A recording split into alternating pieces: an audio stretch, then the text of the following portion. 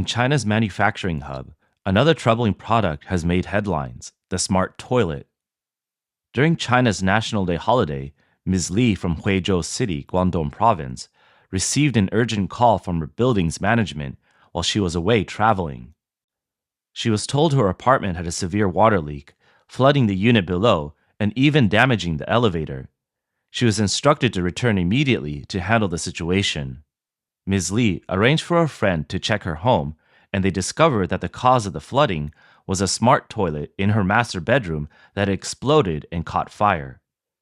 The bathroom was left in ruins, with the walls and clothing blackened by smoke.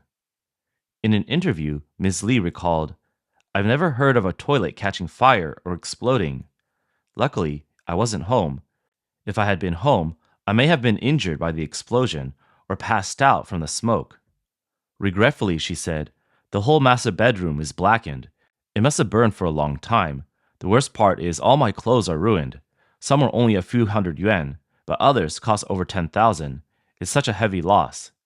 Ms. Li shared with the media that the smart toilet was a counterfeit version of a popular brand, purchased on Pinduoduo for just 1,090 yuan after discounts.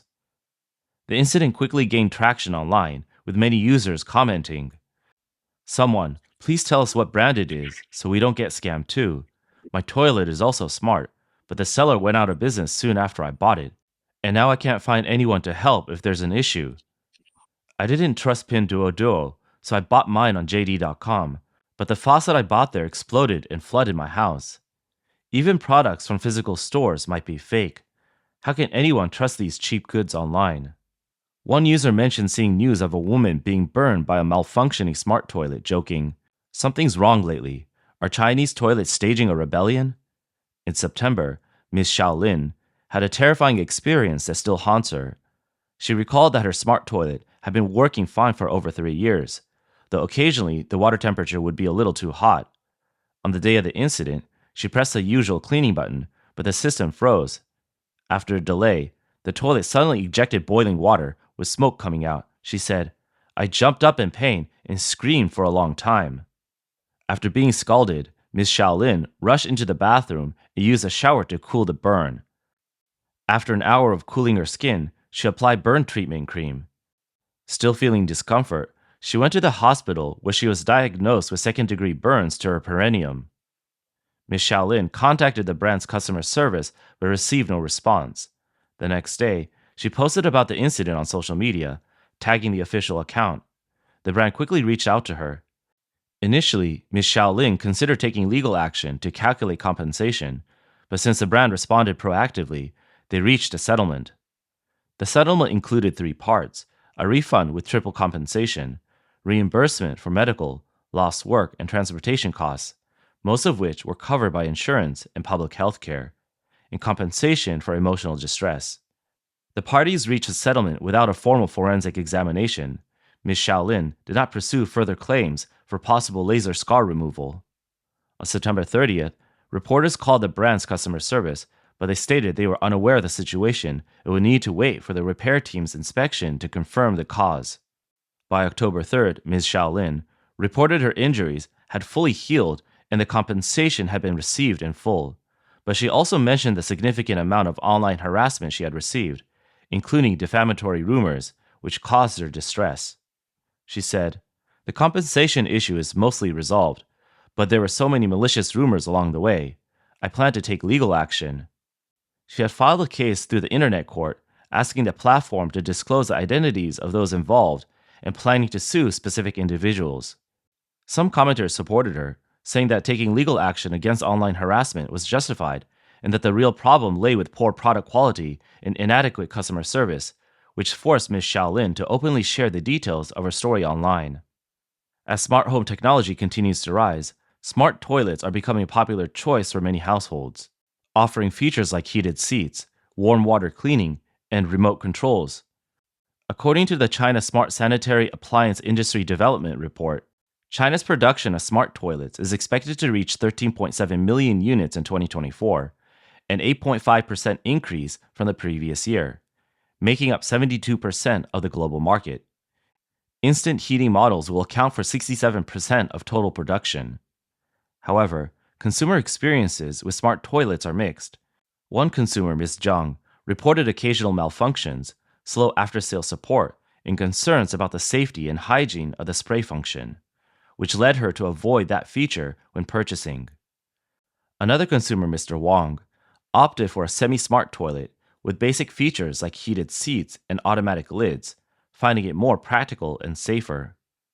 Recent complaints regarding smart toilets have been frequent. The Black Cat complaint platform recorded over 700 complaints in the last 3 months, August to October, related to electrical leaks, short circuits, poor quality, and counterfeit products. Social media is also filled with complaints about hot water spraying, random spraying, and malfunctioning lids. Earlier this year, a woman in Liaoning province suffered second-degree burns after her smart toilet sprayed water at 60 to 70 degrees Celsius. The company blamed the incident on scale buildup in the nozzle and promised to cover her medical expenses. In August, a user on the Douyin platform showed in a video how her smart toilet lid repeatedly closed while she was using it, knocking against her back each time. Viewers jokingly commented that the company had added a free back massage feature. Another user shared her frustration, recounting how angry she was with her smart toilet. 不是这智能马桶确定不是智障马桶，我来扔个垃圾突然给我打开。 Are you sure this is a smart toilet, or is it just being dumb? I came to throw out the trash and suddenly it opened up. It's like it's saying, since you're here, why not sit down? I thought it was being polite, so I couldn't say no. But as soon as I sat down, it started banging. Bang, bang, bang. Did you see that? I'm still sitting here. What is this toilet even trying to do? Another user commented, "Both of my smart toilets, from 2 different brands, broke after the warranty expired. One stopped spraying water, and the other started talking nonstop. It says every minute, 'Ready to go.' Am I supposed to fly up when I sit down? Or it says, 'I'll rest first.' It just keeps talking." A user complained a classic conversation with a smart toilet that went viral online. 小美同学，你好，主人。打开马桶，我要解个手。 "Hey Xiaomei, Hello, master. open the toilet lid. I need to go." I can't open the toilet myself. I can only open the lid. "Yes, just the lid." Master, please say, open the toilet lid. "Open the toilet lid. Open the toilet lid. Why do you keep refusing to help me?" Master, would you like to switch to English service? "Switch your head, you little turtle. Just open the lid." Please call me Xiaomei. "I'm telling you to open the lid. Just open the lid. What's the problem, Xiaomei?" Master, I recommend you remain calm. "How can I stay calm? It takes you forever to open the lid. What if I pee my pants? Who's going to take responsibility?" Master, I cannot process the command pee pants. Ugh. In the exchange, a user tries to remain calm while speaking to the toilet. 小美同学，请您打开马桶盖。好的，主人，即将打开马桶盖，请问您要大便还是小便？ Please open the toilet lid. Okay, master, I'm about to open the lid. Do you need to defecate or urinate? Why do you care? We need you to decide if you want 1 lid open or 2. I'm urinating, okay? Just open the lid, Xiaomei. Okay, master. Are you male or female? Why would you care about that? We need you to decide if you want 1 lid open or 2. Xiaomei, do you want me to just go on your lid? Are you crazy? Do you want me to file a complaint about you? Commenters found the conversation hilarious, with many chiming in. Being rich isn't easy. Took me longer to negotiate with a toilet than to use it. I hate toilets with sensors. I'm peeing, and it just closes the lid on me. One particular alarming comment from a user read, "Honestly, these smart gadgets are going to give me a heart attack one day. One night, when the power went out and then came back on, all my voice-controlled devices started talking at once." The robot vacuum said, "Battery full, leaving the dock." The TV said, "Sorry, I didn't catch that. Do you want CCTV or Beijing TV?" The water heater said, "Setting to 42 degrees." The whole house was talking except for me. It was like they were having a conversation. A commenter remarked that wealthy people in China would never buy domestic dumb toilets. A few years ago, Chinese smart toilets were flying off the shelves, but the funniest part was that many Chinese tourists who bought these toilets in Japan lugged them back to China, only to find out they were actually made in China. Mr. Wu, a manager at Panasonic's electrical housing equipment company in Hangzhou, explained that while these popular toilet seats have a Japanese brand, they are entirely produced in China and developed by Chinese technical teams. Around 80% of the parts come from local suppliers in China. Mr. Chen, a sales manager at a smart toilet company in Zhejiang province, admitted that in the same price range, Chinese consumers would always choose Japanese or Korean brands over domestic ones. He pointed out that even if domestic companies invest in research and development, new products are often easily copied, and cheap knockoffs erode consumer confidence, leading to a vicious cycle. A user in China commented that, even though these products are all made in China, the same branded products bought in Japan and China often have different quality. They explained, the design and production standards are Japanese, the better quality ones are exported, and the low-quality ones are rejected by foreign manufacturers. It's not that we don't trust domestic products, it's that domestic products can't be trusted. The growing chaos in China's smart product market, particularly in the electric vehicle sector, has raised concerns. Many Chinese EV manufacturers like Xiaomi and BYD have been exposed for using low-quality mobile phone-grade chips. Experts suggest that the Chinese government's approval of such practices highlights the troubling collusion between business and government, with little regard for product safety and public well-being. On June 25th, Xiaomi unveiled its first electric SUV, the YU7. During the product launch, the company proudly showcased the YU7's cockpit SoC chip, claiming it was powered by the third-generation Snapdragon 8 mobile platform built on a 4nm processor. However, industry experts pointed out that the YU7's cockpit chip is actually a consumer-grade chip commonly used in mobile phones and gaming consoles, not the automotive-grade chips typically required for vehicles. The key difference between the two is their operating temperature range and lifespan. Consumer-grade chips operate between 0 degrees and 70 degrees Celsius, with a design lifespan of 3 to 4 years. In contrast, automotive-grade chips can function in temperatures ranging from -40 degrees Celsius to 105 degrees Celsius and are designed to last 15 years. Reports suggest that Xiaomi swapped the automotive-grade Snapdragon 8295 chip from Qualcomm for the third-generation Snapdragon 8, dropping the cost per unit from nearly $900 to about $160. In addition to Xiaomi, BYD, China's top electric vehicle brand, has faced criticism for not using Qualcomm's automotive-grade chips in its high-end model, the Fangcheng Leopard. The company's self-developed BYD 9000 smart cockpit chip has also been classified by industry experts as a consumer-grade chip. In recent years, China has seen a rise in serious electric vehicle accidents, with the use of substandard automotive chips identified as a major factor. Director Su Ziyun of Taiwan's National Defense and Security Research Institute told reporters that even consumer-grade chips produced by Taiwan's TSMC are far superior to those of other competitors. He explained, TSMC's chips used in mobile phones are more energy efficient and don't overheat due to the advanced manufacturing processes. In contrast, chips from other competitors tend to overheat, potentially damaging the surrounding circuits. When a chip overheats, the firmware reduces its load, which significantly decreases its computational power and increases power consumption, and that's just for mobile phones.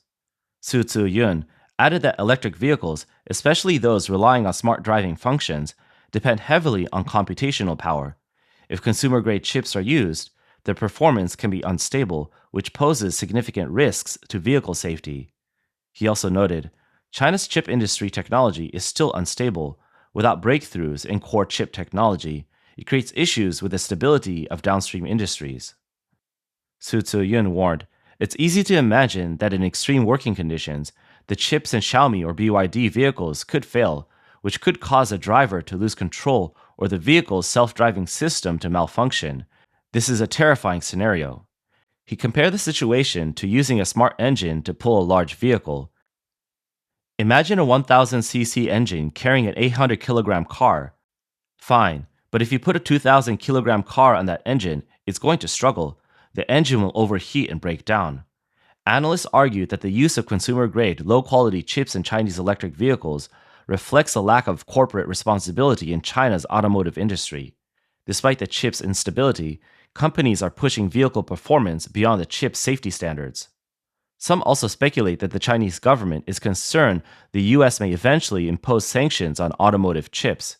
To maintain the continuity of electric vehicle production, China may have opted for self-developed chips that are of lower quality and fall behind TSMC standards in the consumer-grade chip market, yet are still expected to meet automotive-grade requirements. Naturally, this raises significant safety concerns. Professor Xie Tian from the University of South Carolina, Aiken, stated that China's large automakers and major capital investments have deep connections with the Chinese Communist Party's leadership. He said, they can find ways to break through these connections, ensuring they have a clear path forward. As for the safety of the public or product quality, these are largely disregarded. However, when negative incidents occur, the government often suppresses the news, preventing stories of car fires or accidents from making headlines, allowing manufacturers to survive.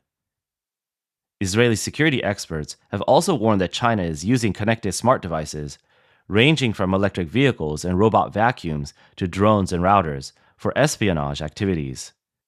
A July 5th report from the Israeli news site Ynet News revealed that the Israeli government had taken action against Chinese-made smart devices, fearing they could be used for espionage. This included suspending the Ministry of Defense's bidding on Chinese-made vehicles. The report stated that cybersecurity experts had warned that several Chinese-made connected devices could transmit sensitive data to Beijing, posing a significant threat to Israel's national security. Experts from Israel's security services also raised concerns about Chinese-made robot vacuums and drones. These devices, equipped with cameras and sensors, are capable of collecting data on home and office layouts, as well as users' daily habits. Despite these warnings, some Chinese users remain determined to prove that Chinese-made electric vehicles are smart. In a recent upload video, an ex-user tested the automatic door anti-pinch feature of a domestic electric vehicle. He stuck his neck into the closing door, only to get trapped and flailing around, ultimately ending up with a neck brace. In another video, a user driving a BYD electric vehicle got stuck in a mud pit. The car suddenly locked its doors and windows, leaving the driver stranded. Despite repeated requests to open the door, the car remained unresponsive. Commenters mocked the situation, saying, the driver's kneeling posture wasn't correct, so the car obviously wouldn't open the door. One user commented, all Chinese-made smart products really only serve two purposes. One is to show their dumb nature at the user's expense, and the other is to appear smart while gathering intelligence. So it's advisable to exercise caution when using Chinese-made smart products, as they may pose safety risks. Even products like toilets could be hazardous, with potential consequences that could lead to unexpected incidents.